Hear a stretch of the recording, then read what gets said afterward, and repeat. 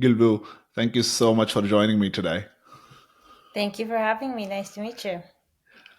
Let's start with the basics. What is a greenhouse? Yeah, great question. So, greenhouse is essentially a structure, physical structure, that has either polyfilm or glass or some sort of a material that lets the sunlight go through while protecting the inside from rain or any extreme weather conditions that are outside. And there are many different varieties of greenhouses, going from very modular things like hoop houses. Single hoop house could be as small as 3,000 square feet to really big glass greenhouses, steel, almost like steel building type of structure, be as large as 20, 30 acres. And in our day-to-day lives, obviously greenhouses have been used in practice for a while. So can you talk about what percentage or some metric just to give a sense of the scale of how often do we see it in our day-to-day lives? Yes. In the US, only about 1% of the cropland is recognized in the USDA Act census as greenhouses. So it's not super common for you to drive around and expect to see greenhouses unless you're in a very agricultural town. However, even like a very small thing that you can put in your backyard, that just like a tiny thing, also counts as a greenhouse. So in that sense, actually, I think a lot of people just have a small thing that they grow in green in their backyard, and then you'll see them a lot. But it you would see them a lot more in other countries: Canada, Mexico, UK, Spain, Korea, Japan. Just to give you an idea, about 40% of cropland in Korea, which is where I'm from, is a greenhouse type. Like, so you see them a lot as you drive. And if you go to the Netherlands, about 99% of their cropland is actually greenhouse. What are the challenges? Meaning, actually, both questions. Then one, um, why bother doing greenhouses? Like, why not just regular farming? So, what are the advantages? And also, if you want to do it, what are the challenges? Yeah. Great question. So, the biggest advantage of greenhouse is that it is climate resilient. It's not completely agnostic to climate, but you can do a lot of things in addition to just putting a structure to protect the plants, assuming you're growing plants inside, from cold weather or even like from humid weather, things like that. So here's one interesting story. Literally, if you type and look up in the Wikipedia the history of greenhouses, it I was personally surprised to find this.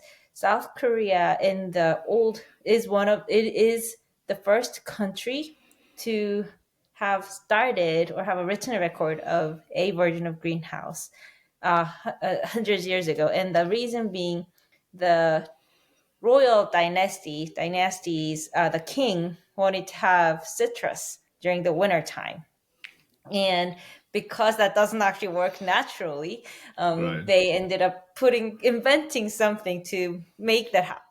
So the biggest, Right. that kind of comes back to your question, what is the biggest benefit? It is climate resilient. You can extend the season. You can do, even with modern technology, completely flip the season. It gives plants the basic protection and a lot more in addition to that, depending on the infrastructure you put in, to be able to completely flip the season if needed. Compared to traditional agriculture, that also reveals some of the challenges. It does require some capex, significantly, certainly more than just doing everything in the field. So when in a country with a lot of good climate weather, land, as in like California or Florida, when there's like you have abundant land with good climate, you don't have to really start building greenhouses. So that's why in the US, greenhouse wasn't the number one choice for doing agriculture, while in these other countries where they have more extreme weather conditions, it started a little bit earlier. Now, coming back to where we are now, because of extreme weather that's happening more frequently these days, and it doesn't necessarily mean hurricane or wildfire. It for growing crops, things as sensitive as more rain or just too dry weather. All of those are still some version of extreme weather that stresses out plant, because agriculture gets so heavily impacted by those events. More and more greenhouses of all sorts of kinds are actually being put up, even as we speak, in the US, a lot more than it used to. And if you look at all the crops Mhm. that can be grown in a greenhouse, so what crops are more suitable on average for a greenhouse versus some crops that are not? So, or maybe more importantly, what? How do you decide? Okay, this crop might benefit from a greenhouse versus that crop. You may as well just grow it in the wild. Yes. So great question. And I think there were a lot of misunderstandings about what should be grown in greenhouses or even to extreme versions of different type of indoor farms over the past 10, 20 years that made this industry pretty challenging or had a lot of failures. Long story short, the answer has to come from the basic unit economics. What does it economically make sense to grow in greenhouses?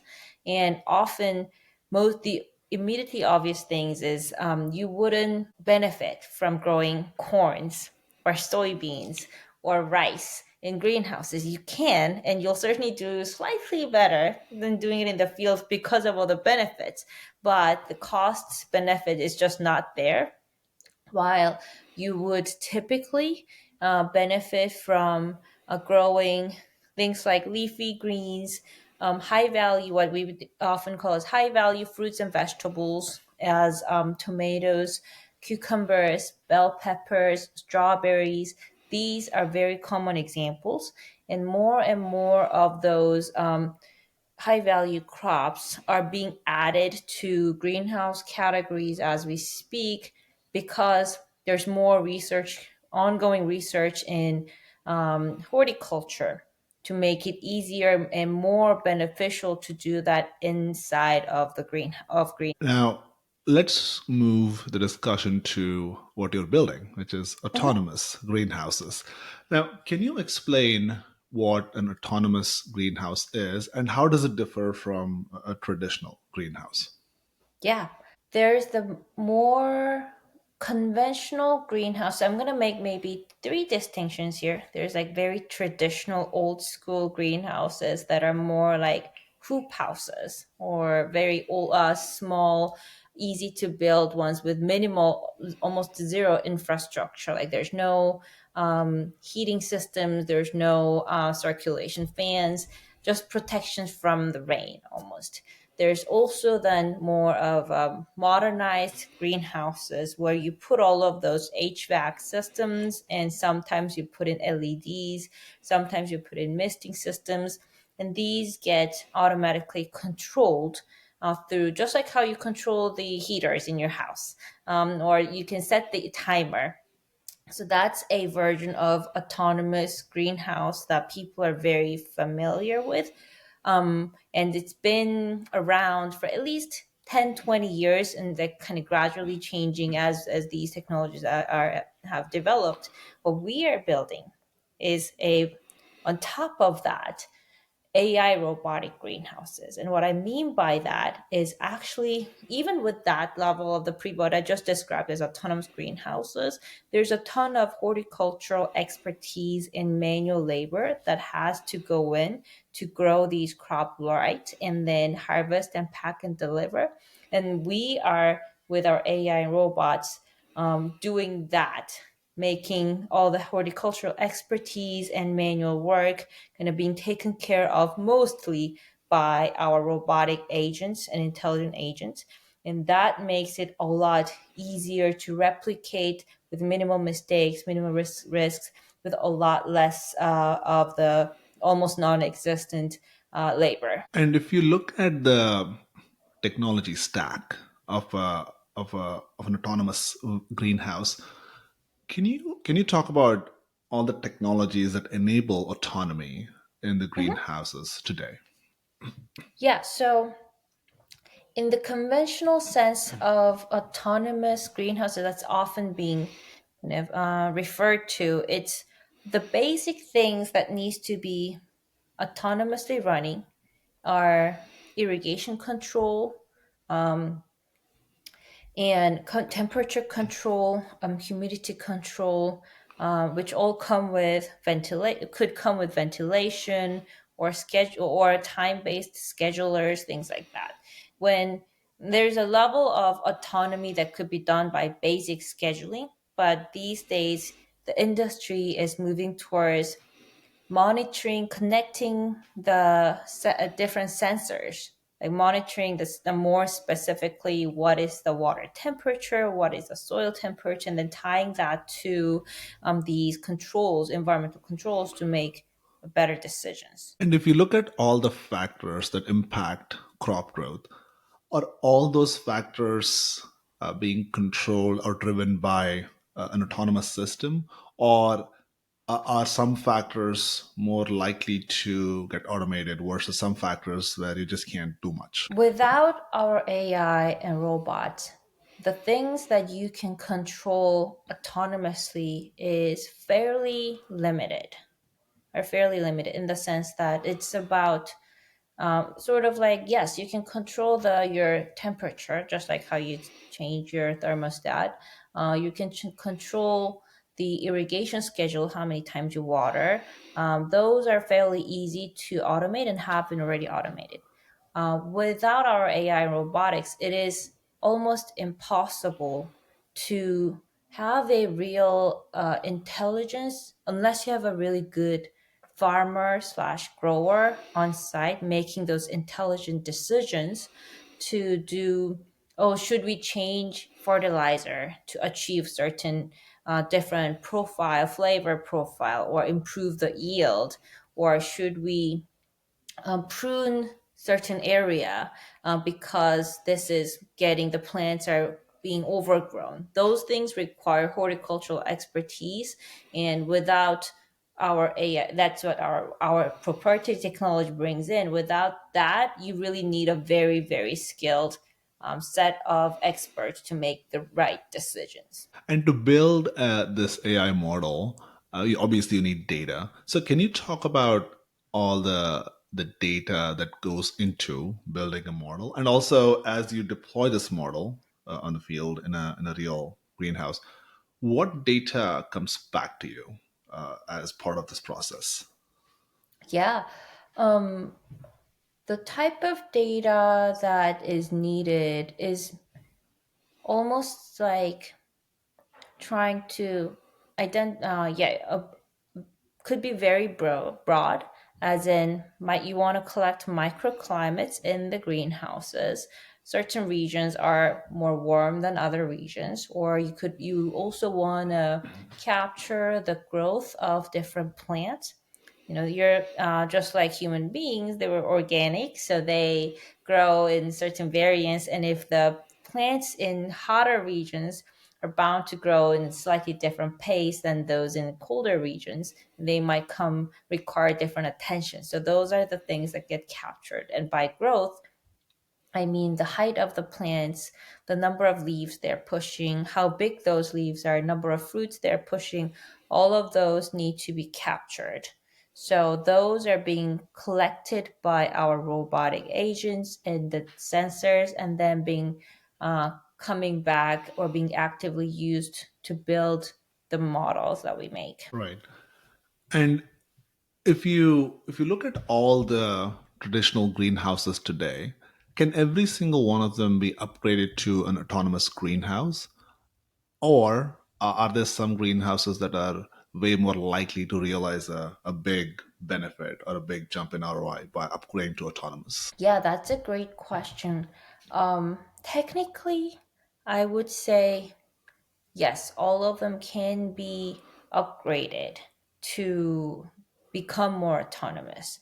And I say that with confidence because comes with different levels of autonomy. And without going to the full extreme of putting robotic agents and letting the AI agents make decisions, you as a farmer would still benefit a lot from automating some of the core tasks.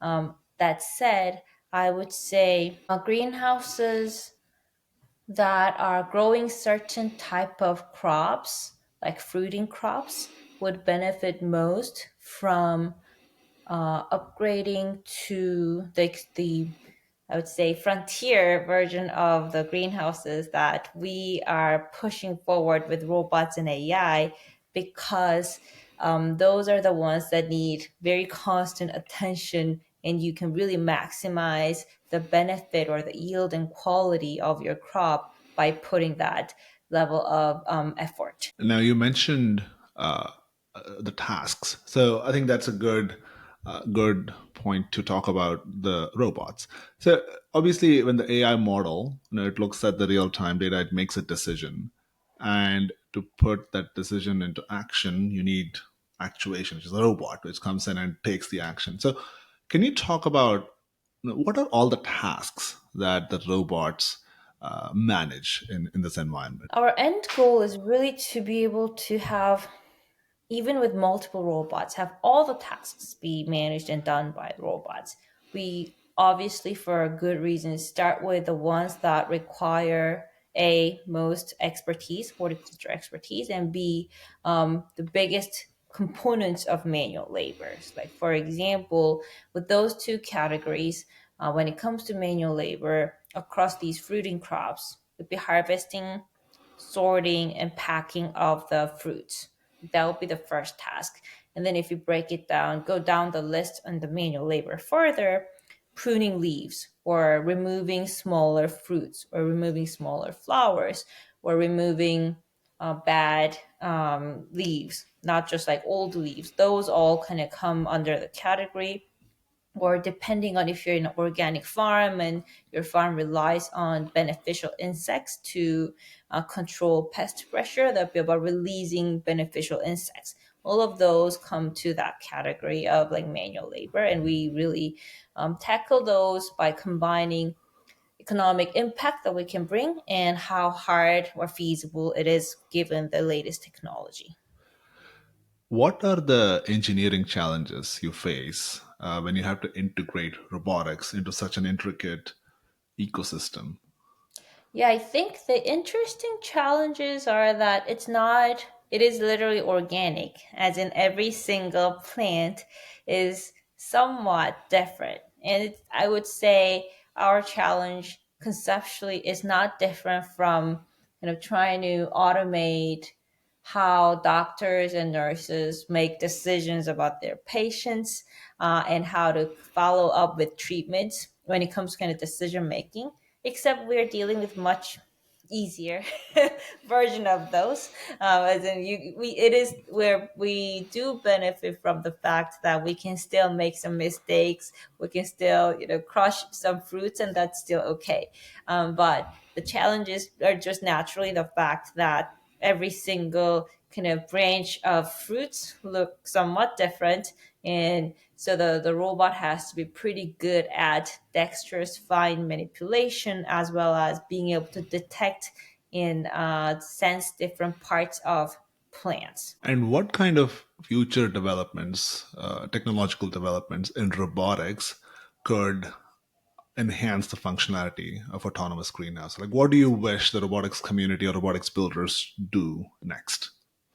Yeah, I mean, we are the robotics builder in this space, so we get to choose Right, what right, we right. do. Yes, right. Honestly, I think not as a robotics builder necessarily. The simulation side of things getting more and more real, not just the physics engine part of it, but more on the perception or rendering part of simulations. I do think that as we, the robotics community, start playing with it a lot more, and I know it is happening as we speak, um, and figure out how to integrate that to develop the next robots or next robotic enable robots to do more complex tasks with minimal real world experiments, because that's the really costly one. I think that will accelerate not just more robotic greenhouses, but also just broadly speaking robotic applications. And as a builder of robots, is there anything on the supply chain or manufacturing side that you wish would be better for you as the builder of robots? um that's a great question. I do find it exciting that robots are getting cheaper and cheaper, and more accessible versions of robots of all sorts, even including humanoids, are coming out every year across different continents, different countries. So I wouldn't say that there's specific challenges currently in the supply chain that I think the community needs to resolve. One thing I think we as a robotics industry, especially just me coming out of academia, have found it much harder to achieve relative compared to other communities like computer vision community, is having standard set of problems to solve and compare results, which is fair because robots are all different, and the problems are, there's just real world problems are so hard to standardize, right? So that, I think the community as a whole will certainly benefit from having some standardized way to build data sets and use specific type of robots and compare different algorithms. And there have been many approaches or proposals to do that. So it's not to say that people are not working on it, but I do think that still a thing as a community that we are trying to achieve for better, faster acceleration of more robotic developments. That's actually a good segue into my next question about the form factor. Obviously, robots of all shapes and forms, people are working on it, they're building on it. And on one end, we have the very humanoid robots. They can be deployed in a variety of situations, but they are generic. Versus a verticalized robot, where, for example, for farming, you can really tailor the robot to the needs of an autonomous greenhouse, and you don't have to worry about whether the robot knows how to cook, for example, or how to talk on a phone. So between verticalized robots versus humanoid robots with broad applicability, like where do you see the future going? Is it one or the other? Is it a combo of the two? What do you think is going to happen here?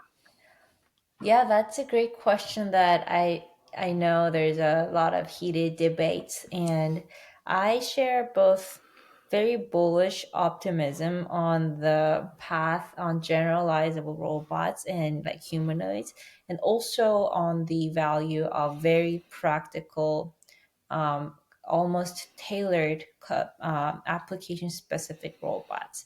And I do think that robotics companies or just robots in general need to demonstrate the value to to the world soon. And it is a lot easier to achieve that with these robots that are application specific. I think those have to come first, or those will come first when it comes to kind of practically delivering value to big customers or small and large customers, and then eventually humanoids and more generalized robots, they will have to find applications where they will be providing more value than these very application specific robots. And I'm sure it'll happen. It's more so, I do think that I genuinely believe that it has to be bi directional. If I were to be a little bit more specific, though. I do think that the application specific ones will certainly show more results faster just because of the nature of it. Right. And also, for a given use case in any vertical, wouldn't the application specific robots be like 10x faster and 10x cheaper because they don't have to worry about 99% of other use cases and edge cases? So, just by that, the basic physics of it would make it faster and cheaper for that. So, customers in that vertical are Exactly. more likely to choose a Yes. domain specific robot, right? Yes, that is very true. Where it will start changing is that there's always, when you're thinking about just autonomous driving or autonomous greenhouses, there's long tail end of set of tasks that you want to automate, and you don't necessarily benefit, or you, like cost wise even, from automating building those task specific things over and over again at the end of the tail end. And then if by then, by the time these application specific robots have filled in, like say 70-80% of the tasks that need to be done, if a generalizable robots, even at a much slower pace, because they're general, can tackle those problems, then I think that alone would bring huge value, even if they don't end up wiping out the custom, like application specific robots. Now, now that leads me to the next question on robotics foundation models, and people are Mhm. working on it. And if you look at all the robots, there are certain things that are common, like sensing, analyzing, processing, actuation, adhering to physics. So some of the things that no matter what robot you build, these things will remain more or less common. So a robotics foundation model, one, what are the things that foundation model needs to do well, and also what are the things across all the use cases that are common enough that a foundation model can actually be practical in the real world? Honestly, I feel a little bit hesitant to answer. Those are very, very critical questions that I do think that what is hard about robotics foundation models is just that definition of those things. Like, as in, it is because of the nature of the set of tasks and the nature of the things that we want robots to do. I think people are really trying to figure out what that should look like. And I do think that right now, the community think there's everybody has somewhat different definition of what that should be. And I think some, so long story, long-winded way of saying, I don't think I can provide confidently a set of like answers to those. But I do think that whoever can define a generalizable set of tasks or ways to transfer skills from one to another, or build a system where that those two the different type of tasks can be picked up quickly, where those specific set of tasks end up being widely applicable, right? And I say very broadly because I actually do think that, even though I say widely, the value of house cleaning robots versus the value of firefighting robots, like they're very, very different, right? So Right, right. ultimately, the set of tasks that these foundational models can immediately solve, I think, will have to be very economics driven. And as long as you can cover that, those tasks, I think it is still foundational enough to be a breakthrough. Right. That's a great question. And on the topic of economics of a greenhouse, coming to the more practical side of it, in the sense that if you go to a farmer, obviously all the research is great, but it has to make sense financially. So, what are the economic factors involved in making a decision on using autonomous greenhouses from the farmer's perspective? And is the investment scale accessible to most farmers? Like, how big or how accessible is it? Yeah, that actually, those are the questions that we have been trying to build our systems and the business models around from day one. In the sense that ultimately it has to be huge return on investment. And B, so that's number one. Like, and what I mean by that is fast payback period or literally just margin coming out of using autonomous greenhouses with robots versus doing things in the field.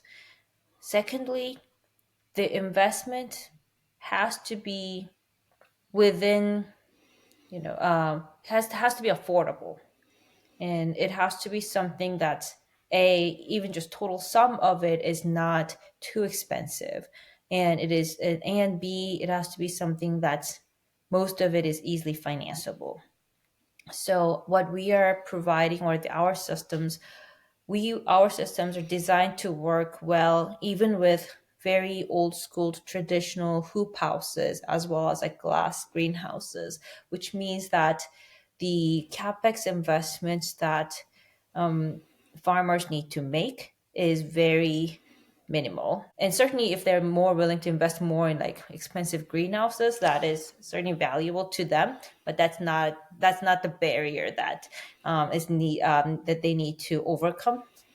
And our robots are essentially much cheaper than the labor that they need to get, and also a lot more consistent. And typically for farmers, this is just true in any modern countries. In many cases, it's not about, oh, am I displacing labor with the robots? No, typically they just can't find the labor. So the fact that we are able to fill in the gap is huge. So that ends up being very quick return on investment combining those two. And luckily, last point is that there are a lot of great ways for them to finance these upgrades through USDA or farm credit like institutions, because these are just legitimate value add to their farmland. Now, I have one final question before we go to the rapid fire round. And this is about going beyond autonomous greenhouses to the broader topic of autonomous farming in general. Now, how do you see the future of autonomous farming evolving in the next 5 years? Yeah, I actually have a great friend that I have deep respect. His name's Kenny Lee, and he runs a robotics ag robot startup called Eigen. And his vision that I deeply share is every farm should have a robot. And my vision is that every farm should have obviously a lot more than one robot. They should have intelligent robots actually running the farms. So I do think that in the next 5 years, you're going to see a ton of that. It'll just be just like how drones are so commonly being used in like media and everywhere. Like some version of robots will be so cheap to get that it's already a no-brainer. They're just like entering the market as we speak. Amazing. And yes, I share that vision too. I think it's a very strong use case for farming robots. So just do like take off all the basics and like tasks that should be done by a machine. So with that, we're at the rapid fire round. I'll ask a series of questions and would love to hear your answers in 15 seconds or less. You ready? Yeah. All right. Question number one. What's your favorite book? It's a book about Masayoshi Son. I don't think there's an English name. The title is The Vision, Ambition and Vision of Masayoshi's 300 years worth of empire. Amazing. That's actually I have not read that one yet. I'll pick that up. All right. Next question. What has been an important but overlooked AI trend in the last 12 months? I thought about it. I couldn't answer that question. The trend is so rapidly changing. So I think it's best for me to defer that. All right. Next question. What's the one thing about autonomous greenhouses that most people don't get? The one thing is that it's about that people don't get is the complexity of crop care decisions that needs to be made every day. What separates great AI products from the merely good ones? Usability of making it actually effective versus just being a random chatbot. Like I think you're already seeing it everywhere. Whether I'm making a very specific example, but whatever AI application it is. What have you changed your mind on recently? Recently, yes. My recent change has been the pace of simulation, how fast it is becoming better and better, especially with generative AI. Yeah, that's actually I love that one. I'm keeping a close eye, and I think it's going to unlock many good things. All right, next question. What's your wildest AI prediction for the next 12 months? I don't think it counts as wildest, but I do think that you are going to see a lot of complex decision making done with AI agents in the physical space. Again, I agree with that. I love bringing AI and software, intelligent software in general, to physical infra. So it's just so much to be done here. It's very exciting. All right, final question. What's your number one advice to founders who are starting out today? Be very bold. I think the market has been so hard that it is hard to be bold if you were to start it right now. But that is the only reason for you to start any business, any startup. Be very bold in what you want to build. Amazing. Gilwoo, this has been a brilliant episode. I love first of all, I just love AI and physical infra. Just the combination is very potent. It's ripe for disruption, and you're building something amazing. So, so glad you're able to appear on the podcast and share your wisdom. Yeah, well, thank you so much. It was really fun, and looking forward to both the my episode and the future ones. Thank you.